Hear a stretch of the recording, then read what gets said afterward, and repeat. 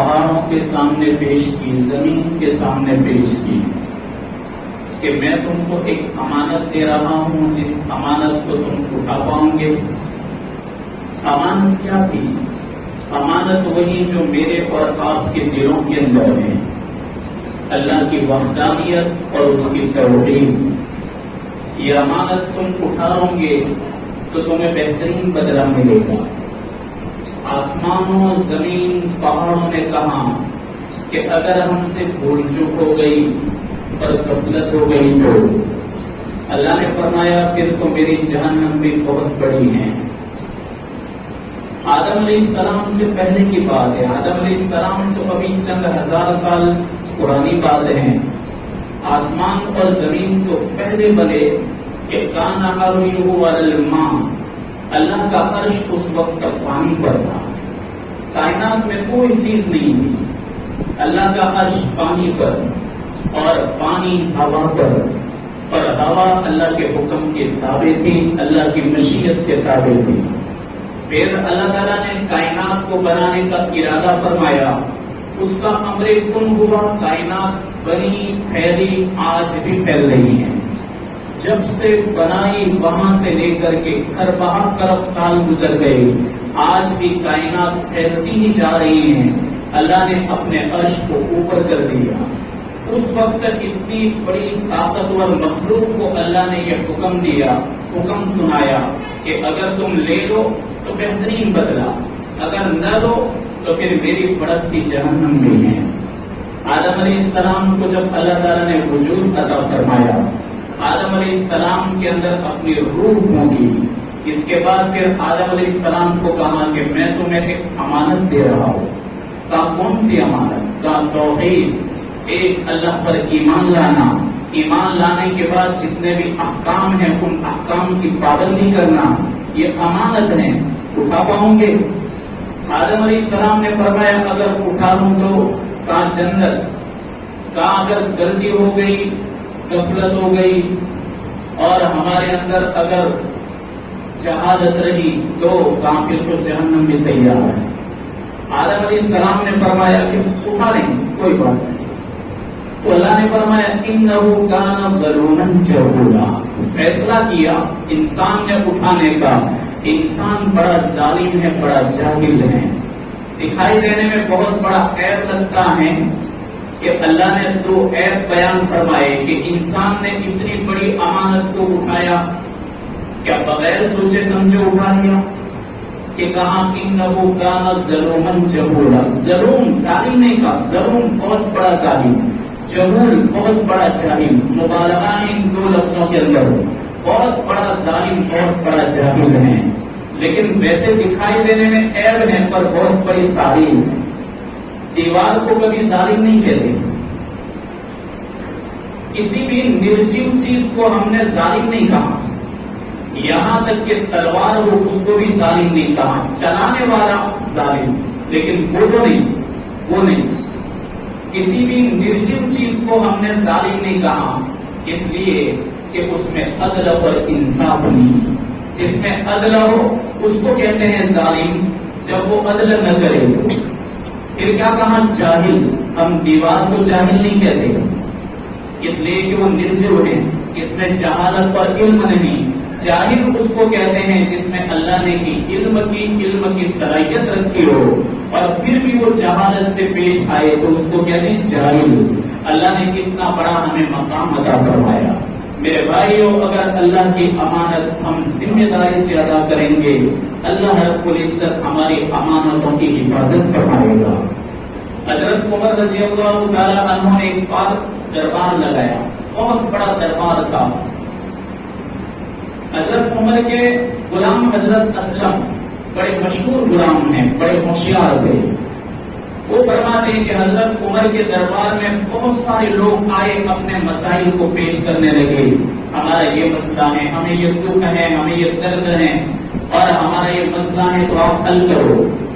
آپ نے ایک آدمی کو دیکھا جو اپنے ہاتھ میں اپنے بیٹے کو اٹھا کر آیا تھا، چھوٹا لڑکا تھا، دربار میں وہ بھی تھا۔ حضرت عمر کی جب نظر اس آدمی پر پڑی تو آپ نے کیا فرمایا؟ میں نے کسی کوے کو دوسرے کپڑے سے زیادہ مشابہ نہیں دیکھا جتنا یہ لڑکا تیرے مشابہ ہے. یعنی سیم نظر آ رہے تھے وہ چھوٹا لڑکا اور اس کا باپ. وہ کیا کہنے لگا وہ آدمی کہ عمر آپ کو ایک عجیب بات بتاؤں. کہا کیا ہے؟ حضرت عمر ٹیک لگا کر بیٹھے. اس نے کہا خدا پاک کی قسم میرا یہ بیٹا اس کی ماں نے مرے ہوئے ہونے کی حالت میں جنا ہے. اس کی ماں مر چکی تھی اور مری ہوئی تھی اور اس کو جنا. حضرت عمر ٹیک لگا کر بیٹھے تھے, پھٹ سے کھڑے ہو گئے. تعجب والی بات سنی آپ نے. کیا بولتے ہو؟ کہا جلدی واقعہ سنا. واقعہ کیا ہے؟ کہا کہ دراصل میں اللہ کی راہ میں جا رہا تھا ایک مہم پر, اور میرا یہ بیٹا اس کی ماں کے پیٹ میں تھا. میری بیوی حاملہ تھی. جس وقت میں ان کو رخصت کر رہا تھا تو میری بیوی نے کہا کہ کیا تم مجھ کو اس حال میں چھوڑ کے جاؤ گے؟ میں نے اس وقت اپنی بیوی سے کہا تھا کہ میں اللہ کی امانت کو اللہ کے حوالے کرنے جا رہا ہوں, اور جہاں تک یہ میری امانت تیرے پیٹ کے اندر ہے وہ میری امانت بھی اللہ کے حوالے کر رہا ہوں. اللہ کی حوالت اللہ تعالیٰ نے مجھ کو جو امانت دی ہے, جو ذمہ داری کہ اس کے امر اور اس کے حکم کو لوگوں تک پہنچانا, تو میں جا رہا ہوں اس کی امانت کے لیے, اور میری امانت جو تیرے پیٹ کے اندر ہے وہ اسی کے حوالے کر کے جا رہا ہوں. اب وہ تو بیچارہ لمبے عرصے کے بعد آیا. لمبے عرصے کے بعد جب یہ اپنی بستی کے اندر آیا, اس نے مکان دیکھا تو مکان کے اوپر تو تالا لگا ہوا تھا. ایک دم ویران گھر نظر آ رہا تھا. اڑوس پڑوس میں بھی کوئی اس کو پہچان نہیں سکا. پوچھا کہ بھائی تم کیا ڈھونڈ رہے ہو؟ کہاں کہ یہ گھر ہے, یہ گھر والے کہاں ہیں؟ کہاں کہ اس کا گھر والا تو برسوں پہلے سے نکلا ہے, ابھی تک نہیں آیا. لیکن اس کی بیوی تھی وہ بیچاری مر چکی ہے. بس اتنا کہنا تھا کہ وہ زار و قطار رونے لگا کہ یعنی میری بیوی کا انتقال ہو چکا. یہ گیا سیدھا جنت البقیع کے اندر, اس کی قبر کی نشاندہی کی. جب قبر بتائی وہ بیٹھ کر زار و قطار رونے لگا. اب وہ سوچ رہا تھا کہ میری بیوی اور اس کے پیٹ کے اندر حمل تھا, اس کا کیا ہوا ہوگا. نہ جانے وہ لڑکا ہوا ہوگا یا وہ بھی مر گیا ہوگا. میری بیوی تو دنیا سے رخصت ہو گئی, اب بیٹے کا بھی پتا نہیں ہے. رات کا وقت تھا. وہ کہہ رہا ہے کہ میں جہاں بیٹھا ہوا تھا میرے چچا زاد بھائیوں کے ساتھ میں بڑا غمگین تھا. ہمارے سامنے جنت البقیع, ہمارے اور جنت البقیع کے درمیان میں کوئی آڑ نہیں تھی. جنت البقیع کی قبریں صاف نظر آ رہی تھی. اچانک میری نظر پڑی جنت البقیع میں ایک قبر سے گویا کہ ایک شعلہ اٹھتا ہے آگ کا. میں نے میرے چچا زاد بھائیوں سے کہا کہ وہ کیا تم کو نظر آ رہا ہے؟ آگ ہم کو آگ نہیں تھی, نور تھا, لیکن یہ لوگ آگ سمجھے. کہا کہ یہ تو ہم جب بھی گزرتے ہیں تو یہ دیکھتے ہیں پر ڈر کی وجہ سے اندر نہیں جا رہے. کہا کہ پتا نہیں یہ قبر کس کی ہے. انہوں نے اندازہ لگایا تو کسی جو اللہ کے راستے میں گیا ہوا تھا آدمی, اسی کی بیوی کی قبر تھی. وہ کہتا ہے کہ میں تو بڑی ہمت کے ساتھ وہاں پہنچا اور میں نے دیکھا کہ اسی قبر سے یہ نور اور شعلہ دکھ رہا تھا. تو میں نے قبر کو ادھر ادھر سے دیکھا تو چھوٹا سا سوراخ نظر آیا. تو میں بڑے دھیان سے دیکھنے لگا تو مجھے لگا کہ کوئی بچہ ہے جو کسی عورت کے پیٹ کے اوپر کھیل رہا ہے. وہ کہتا ہے کہ میں نے قبر کو تختے اکھاڑ دیے اور دیکھا تو میری ہی بیوی تھی اور اس کے پیٹ کے اوپر یہ بچہ بیٹھا ہوا تھا. میں نے اس بچے کو باہر نکالا اور میں نے اس قبر کو بند کر دیا. حضرت عمر کہنے لگے کہ یہی بچہ ہے. کہاں یہی بچہ ہے. وہ کہنے لگا مجھے بقیع الغرقد سے آواز آئی کہ میرے بندے, جب تو نے اپنی امانت کو میرے حوالے کیا تھا تو یہ تیری امانت ویسے ہی میں واپس دوہرا رہا ہوں. اگر تو اپنی بیوی کو بھی بطور امانت مجھے سونپ دیتا تو تیری بیوی بھی تجھ کو مل جاتی. تو نے جاتے وقت کہا تھا اس حمل کی طرف اشارہ کرتے ہوئے کہ یہ تیرے پیٹ کے اندر جو بچہ ہے میں نے اللہ میری امانت اللہ کے حوالے کی تو ہم نے وہی امانت واپس کر دی. حضرت عمر زار قطار رونے لگے. جب بندے اللہ کی امانت کو ادا کرتے ہیں اللہ ہماری امانتوں کا بہت خیال کرتا ہے. امام طبری محدث اعظم امام طبری نے اپنی سند متصل کے ساتھ اس واقعہ کو نقل کیا ہے. تو میرے بھائیو یہ ایک امانت ہے. جب بندے اپنی امانتوں کو چھوڑتے ہیں پھر اللہ تبارک و تعالیٰ کبھی ہم کو باز آ جائیں اس لیے کبھی چھوٹے موٹے حالات دکھاتا ہے. ابھی اتفاق سے یہ پرچہ مجھے بچے نے دیا. ہم دیکھ رہے ہیں کہ بارش کا پورا جو نظام ہے میرے بھائیوں زکاتوں سے لگا ہوا ہے. لاک ڈاؤن ہوا لوگ کہنے لگے دھندے ٹوٹ گئے. دھندوں کے اندر کرائسس آئی مندیاں آئی اور اسی کے نام پر میرے بھائیوں جب زکاتیں رکی اور غریبوں کے حق مر گئے اور غریبوں تک ان کا حق نہیں پہنچا اور زکاتوں کے اندر لوگوں نے سستی اور کاہلی کی زکاتوں کے اندر اگر چوری کی اللہ تبارک و تعالی جب یہاں سے نہیں نکلتا تو اوپر سے آسمان کے دہانے بھی بند ہو جاتے ہیں. سیدھا ڈائریکٹ اس کا کنیکشن زکات سے لگا ہوا ہے. جب تک بندے غریبوں کا خیال نہیں کرتے اللہ تبارک و تعالی آسمان کے دروازوں کو بھی بند کر دیتا ہے اور روک لیتا ہے. پوری دنیا کی اکانومی آپ دیکھو اسی آسمان کے ساتھ جڑی ہوئی ہے اور ہمارے اس ملک کی تو خاص طور پر ہمارے اس ملک کی پوری معیشت پر اکانومی اگر کسی پر ٹکی ہوئی ہے تو بارش کے اوپر. میرے بھائیوں جس وقت لوگوں کے اندر حرام غذائیں بھی آتی ہیں حرام غذائیں تو اس کا اثر سب سے پہلا یہ پڑتا ہے کہ حرام غذاؤں کی وجہ سے ایک تو اولاد آوارہ بنتی ہے. دیکھو نا ہمارے نوجوان طرح طرح کے بال سجاتے ہیں اور تنگ و تاریک کپڑے پہنتے ہیں اور نہ جانے جیم میں جا کر پتہ نہیں کون سی پوڑیاں بنا دیں. اگر نماز پڑھو فجر کی آپ کو آپ پوڑی سیدھی ہو جائے گی. جس اللہ رب العزت نے صبح کی فجر جیسی بہترین نماز دی ہو کہ نماز جیسا کوئی بھی یوگا نہیں ہے اور نماز جیسی کوئی ورزش اور کثرت نہیں کہ تم رکوع کرو تو تمہارا پورا بدن مڑ جاتا ہے, سجدہ کرو تمہارا پورا بدن مڑ جاتا ہے اور قاعدہ کرو تو تمہارے پیروں اور رانوں کی نسیں جو چست بند جاتی ہیں وہ فراخ ہو جاتی ہیں. جس وقت قیام کرو تو تمہارے پیر مضبوط بنتے ہیں. جس وقت تم تکبیر تحریمہ کر کے ہاتھ باندھو تو تمہارے بازو مضبوط بن جاتے ہیں. عورتوں کی طرح تمہاری حالت بن گئی کمزوری میں اور پھر یہ بیچارے جیم میں جا کر باڈی بلڈر بنتے ہیں. شرم آنی چاہیے. نماز پڑھیں گے 5 وقت اللہ کے حبیب نے سنت موقدہ غیر موقدہ کا پابند کیا کہ کہیں تم خالی فرائض تک محدود نہ کر دو کہ فجر کی 2 رکعت پڑھ کے نہ چلے جاؤ. 4 پڑھوائی. صبح کی کثرت بڑی شاندار ہوتی ہے جب لوگ دوڑ بھاگ کے اندر ہوتے ہیں. ہمارا رب کہتا ہے کہ آؤ امام لمبی قرات کرے, لمبی قرات کو سنو. ایک طرف تمہاری نماز ورزش بھی ہے, تمہاری عبادت بھی ہے اور اللہ کا بہت بڑا حکم بھی ہے. اور امام کو پابند کیا اللہ کے حبیب نے کہ فجر کی نماز کو لمبا کرے, فجر کی نماز کے اندر قرات کو لمبی پڑھے تاکہ لوگ لمبی دیر تک کھڑے رہے. نظام دیکھو تم, نظام کتنا عالیشان نظام ہے.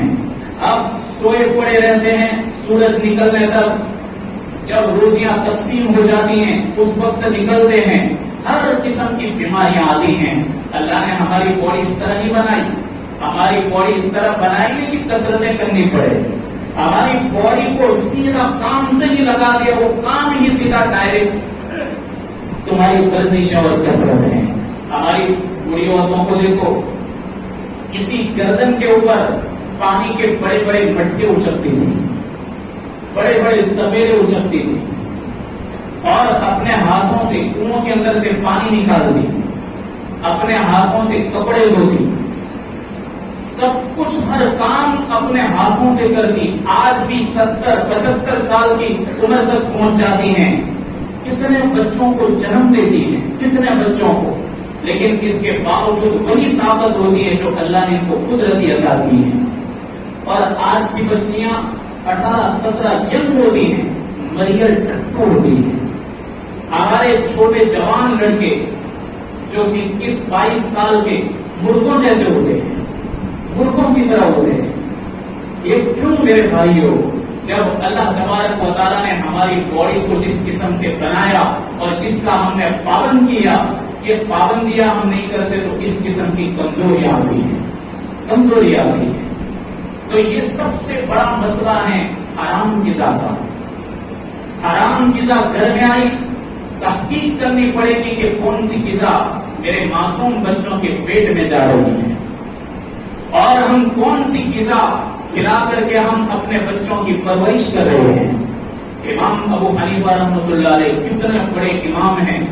کوفہ کے اندر چند چوروں نے بکریاں چرائی اور چور کر کے انہوں نے کوفہ کے مارکیٹ کے اندر بیچ دی، جو جانوروں کا مارکیٹ تھا وہاں بیچ دی.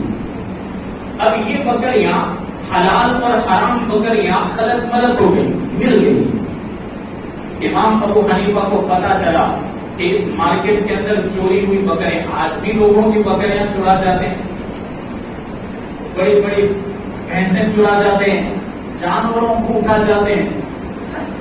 اب وہ بکریاں جب مارکیٹ کے اندر مل گئی، امام صاحب نے پوچھا کہ یہ بکریوں کی عمر کتنی ہوتی ہے؟ کہا 7-8 سال ہوتی ہے. آپ نے 7-8 سال تک مارکیٹ کا گوشت کھانا ہی بند کر دیا کہ کہیں ایسا نہ ہو کہ چوری کی ہوئی بکری کا گوشت میرے گھر تک پہنچے اور یہی گوشت میرے پیٹ کے اندر جائے گا تو میرے اندر جتنا بھی اللہ کا استحصال ہے سب ختم ہو جائے گا. علامہ ابن سیرین رحمۃ اللہ علیہ کتنے بڑے محدث، محقق، تعبیر کا امام، حدیث کا امام اور ولی کامل، وہ بیچارہ مقروض بن گیا، بہت قرضہ ہو گیا ان کو. قرض کی وجہ سے تو ان کو جیل میں بھی جانا پڑا، وہ جیل میں بھی رہے، لمبے عرصے تک رہے. قرضہ کیسے بنا؟ انہوں نے ایک مرتبہ 40,000 درہم 40,000 درہم کا زیتون کا تیل خریدا. اب زیتون کا تیل پیک کیا گیا مشکیزوں کے اندر، بڑے بڑے مشکیزے تھے، چمڑے کے تھے، اس میں پیک کیا گیا. وہ چیک کر دے کہ کہیں ملاوٹ والا تو تیل نہیں ہے. اچانک پہلا ہی مشکیزہ کھولا، اسی مشکیزے سے مرا ہوا چوہا نکلا. پھر سارے ہی مشکیزے دیکھے، کسی بھی مشکیزے میں ایسا چوہا نہیں تھا، صرف ایک ہی مشکیزے میں. اب اگر شریعت کا مسئلہ دیکھو تو مسئلہ تو یہ کہے گا فتوا کہ بھئی جس میں سے نکلا وہ ناپاک اور جن مشکیزوں سے نہیں نکلا وہ پاک ہے. لیکن علامہ ابن سیرین رحمۃ اللہ علیہ کو جب کہا گیا کہ مشکیزے کے اندر ایک مرا ہوا چوہا نکلا ہے، آپ نے فرمایا کہ اس میں دو پہلو ہو سکتے ہیں. ہو سکتا ہے کہ کسی مشکیزے کا اندر مرا ہوا ہو تو یہی ناپاک، لیکن میری نظر تو یہاں جاتی ہے کہ جہاں پر تیل کو نچوڑا گیا اور جہاں پر جو گھنٹی ہوتی ہیں، ڈھانی ہوتی ہیں، جہاں پر پھلوں کو نچوڑا جاتا ہے، مونگ پھلی وغیرہ کو، تو وہاں پر ہو سکتا ہے کہ اس کے نچوڑنے کی جگہ کے اوپر یہ مرا ہو اور بڑھتے وقت آ گیا ہو اور سارا ہی تیل ناپاک ہو. میں ایسا کاروبار نہیں کر سکتا.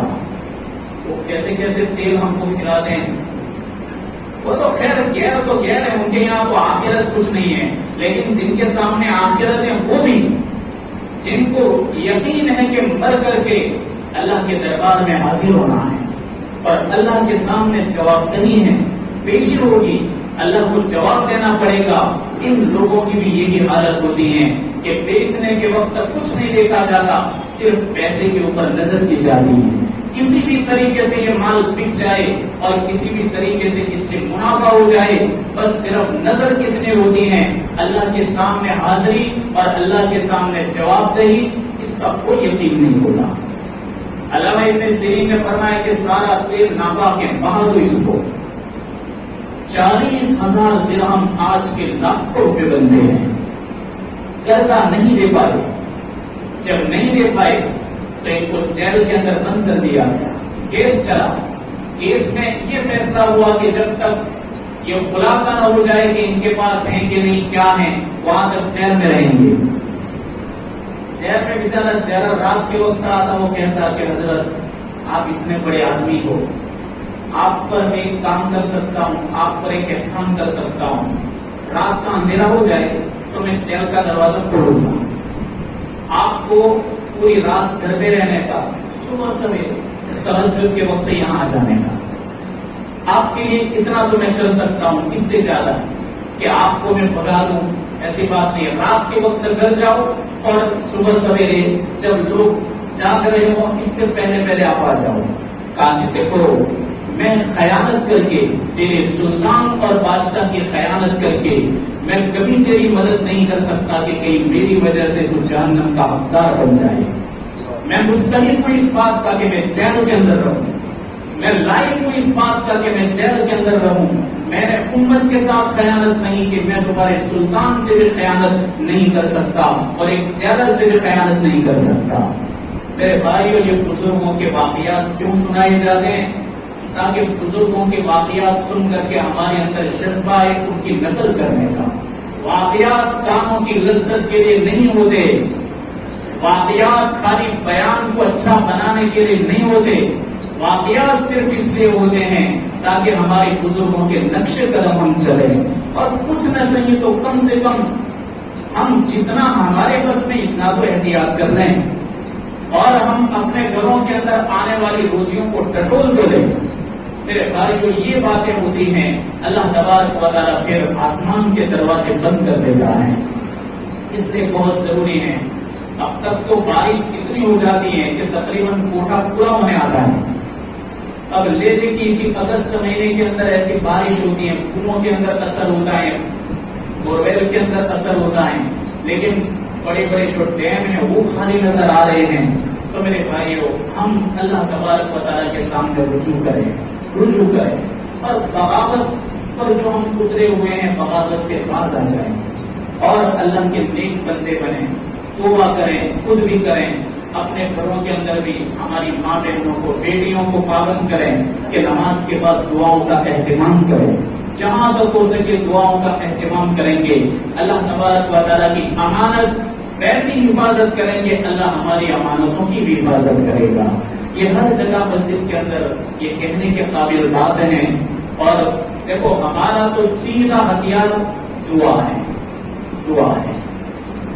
जब कभी भी उम्मत के ऊपर परेशानी हालात आई, अल्लाह के हबीब ने हमको मुतवज्जे किया मस्जिद की तरफ, अल्लाह के हबीब ने हमको मुतवज्जे किया अल्लाह की तरफ। यहाँ तक कि हमारे नबी ने फरमाया, तुम्हारे जूते का तस्मा भी अगर टूट जाए, जूते का तस्मा, हालांकि आदमी सोचेगा कि चलो मोची के पास जाकर सिला लो, इसमें क्या, लेकिन जूते का तस्मा टूट जाए ये भी पहले अल्लाह से मांगो। उम्मत को लगाना था, उम्मत को आदी बनाना है और अल्लाह से मांगने वाला बनाना है। मखलूक की तरफ से निगाह हटानी है और एक खालिक की तरफ निगाहों को लगाना है। इसलिए अल्लाह के हबीब ने अपनी उम्मत को ये तालीम दी। तो मेरे भाइयों, ये 2-3 बातें अर्ज करनी थी। अल्लाह तबारक व तआला कहने सुनने से ज्यादा अमल की तौफीक अता फरमाए। हमारा जो रेगुलर मज़मून चलता है, इंशाअल्लाह हम आगे बढ़ेंगे।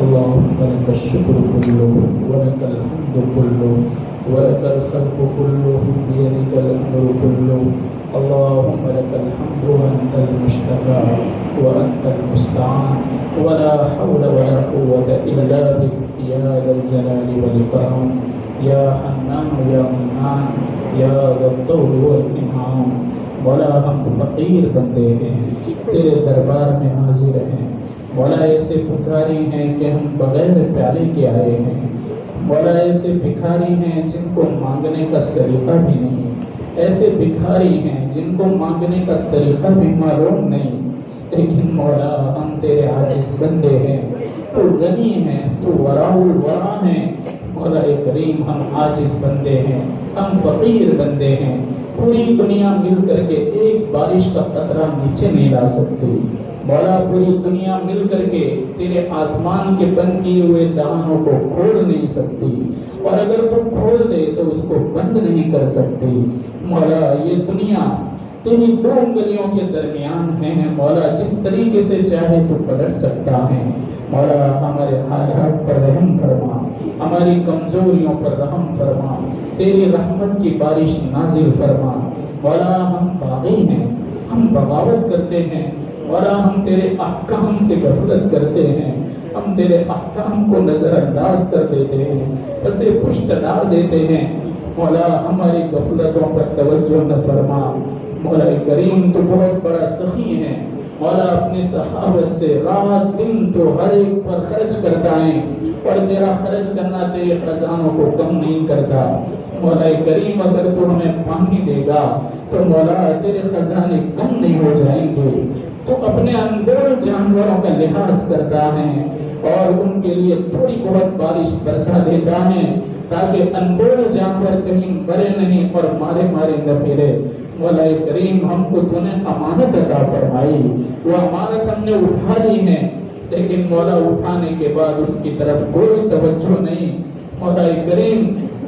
ایمان کے بعد تمام احکام پر عمل کرنے کی ہمیں توفیق عطا فرما مولا۔ طاعات کا جذبہ ہمیں نصیب فرما، طاعات کا جذبہ ہمیں نصیب فرما، گناہوں کی نفرت ہمارے دلوں کے اندر پیوست فرما مولا۔ ہم تمام کی مغفرت فرما، پوری امت کی مغفرت فرما، جتنے مرحومین ہیں تمام کی مغفرت فرما مولا کریم۔ مسجدوں کو آباد فرما، دعاؤں کو قبول فرما، ذکر و اذکار کو قبول فرما مولا کریم۔ تیری راہ میں جتنی بھی تیرے حق کے لیے محنت ہو رہی ہیں تمام کی محنتوں کو قبول فرما، تیرے نام کو بلند فرما، بلند کرنے والوں کو بلند فرما، ان کی حفاظت فرما، ان کا تکفل فرما مولا کریم۔ غیب سے ان کی مدد فرما، خیر کی لائن سے تیرے حبیب نے جو کچھ مانگا اپنی امت کے لیے پوری امت کا حصہ نصیب فرما۔ جن شرور مصیبتوں آفات اور بلیات سے تیرے پیارے حبیب نے پناہ چاہی پوری امت کی حفاظت فرما، بیماروں کو شفا عطا فرما، قرض کے اندر جو ڈوبے ہوئے ہیں قرض کی رہائی کے فیصلے فرما، قرض کی ادائیگی کے فیصلے فرما مولا کریم۔ جو ہمارے بھائی ایک لمبے عرصے سے جیل کی سلاخوں کے پیچھے ہیں مولا، ان کو باعزت رہا عطا فرما، باعزت رہائی عطا فرما، ہماری دعاؤں کو محض اپنے فضل و کرم سے قبول فرما۔ وصلی اللہ تعالی علی خیر خلقہ ونور عرشہ سیدنا محمد وعلی آلہ وصحبہ اجمعین برحمتک یا